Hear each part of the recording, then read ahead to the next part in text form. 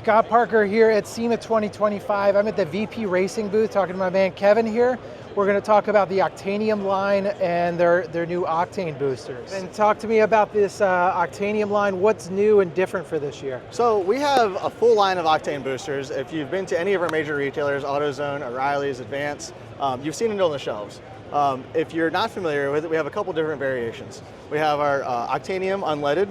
That's for your unleaded applications. Most applications that will boost your octane up to 7 numbers. Obviously that depends on what fuel you start with. That's all a relative number. And then we also have our normal Octanium octane improver, which boosts up to 8 numbers, and that is for leaded applications. The new one that we have, and new packaging, and I should say newer, because this is also available at many of our major retailers. It's a smaller package size, but it's also in our new can that has the nice added fill to it. It also has our FMD proper bottle to it. So this is going to be the next big one for us. As you can see, we've applied that same can and funnel to our entire line of additives as well.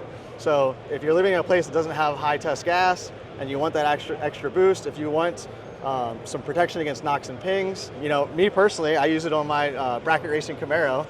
I go get 93 octane gas and I throw a can of that in there and I go drag racing on a Friday night. So it really just depends on the application that you need, but these things are available everywhere. And even beyond that, for the diesel guys, we even have cetane improvers. Basically, any application you can think of, we've got an additive for it, whether it's performance with our octane boosters or our fuel stabilizers, fuel system cleaners. We've got a whole line of it, and it's available at any of your local auto parts stores. For those of us that have used Octanium in the past, are any of the products here similar to what you used in the past, or are they all changed? No, the products are very similar to what we have in the past. No formulation changes recently, just packaging changes. We realize that some of these are difficult to pour into certain cars. Some of the modern cars have different fill spouts to it, so we've tried to make it a little bit simpler. We've also made some smaller packaging sizes which are a little bit easier for the average consumer to use. We've got the full line, so the new packaging, just the easier to use bottles is really the biggest thing that we're touting this year. Yeah, I noticed that on these smaller ones. Are you going to have that on the bigger ones as well? So no, on this packaging it's going to be different.